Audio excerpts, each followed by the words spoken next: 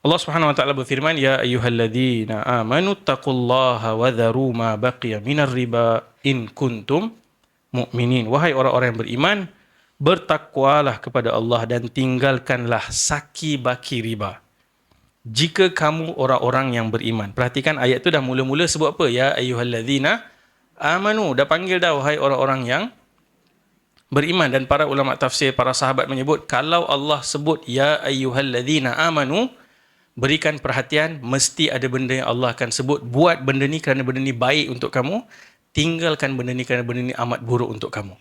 So dalam Quran bila kita tengah baca tu, ya ayyuhalladzina amanu, pause, pay attention, apa benda yang Allah Subhanahu wa taala nak tekankan. So lepas Allah kata tinggalkan saki baki daripada riba, Allah tekankan balik, kalau betul kamu ini orang yang beriman, fa illam taf'alu, kalau kamu tak buat demikian atau kamu tak tinggalkan saki baki sisa riba, fa'dhanu biharbin minallahi wa rasulih, lancarkan ataupun ketahuilah bahawa Allah dan Rasulnya akan memerangi kamu.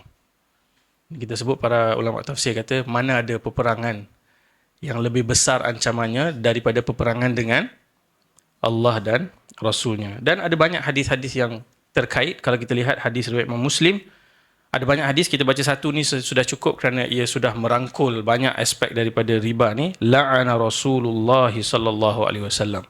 Jarang-jarang dalam Quran, dalam hadis yang menggunakan bahasa Nabi melaknat. Sebab laknat ni adalah perbuatan yang sangat tinggi kadar kemarahannya. Sebab laknat ni adalah memutuskan rahmat Allah Subhanahu wa taala. Dan ada dalam hadis lain Nabi pun sebut, aku tidak diutuskan sebagai orang yang melemparkan laknat-laknat ni. So dalam hadis ini nak bagi tahu betapa beratnya dosa ini. Nabi SAW melaknat pemakan riba, akilar riba wa mukilahu, yang memberi makan dengannya. First yang makan riba, kemudian yang memberi makan dengannya, wa katibahu, yang menulis legal documents, yang kita selalu tekan agree tu, wa syahidaih, yang juga menjadi saksi, yang jadi garantor, yang jadi pemerhati. Ini semua termasuk dalam dosa riba. Wa qala, Nabi SAW kata, hum sawaun, mereka semua ini sama dosanya. Macam tu juga dengan riba, dengan arak.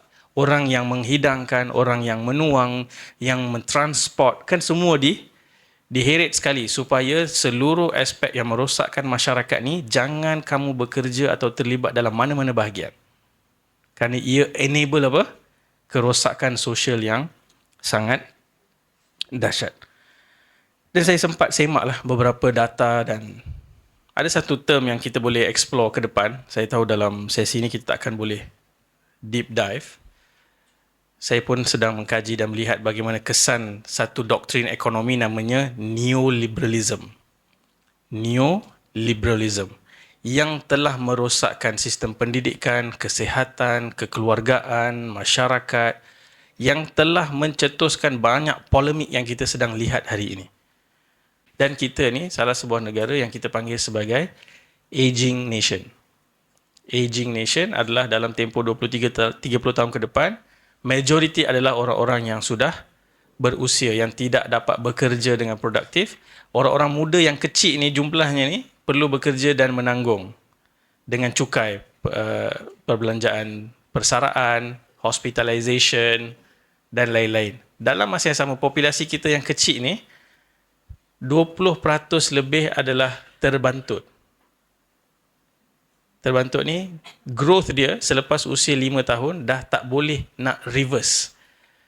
Physical growth, perkembangan otak, motor skill, yang mana mereka akan struggle di sekolah dan mereka akan struggle untuk masuk dalam pasaran pekerjaan dan menjana pendapatan. So kita sedang melihat kesan daripada sistem yang berdenyut nadikan riba ni, ketamakan.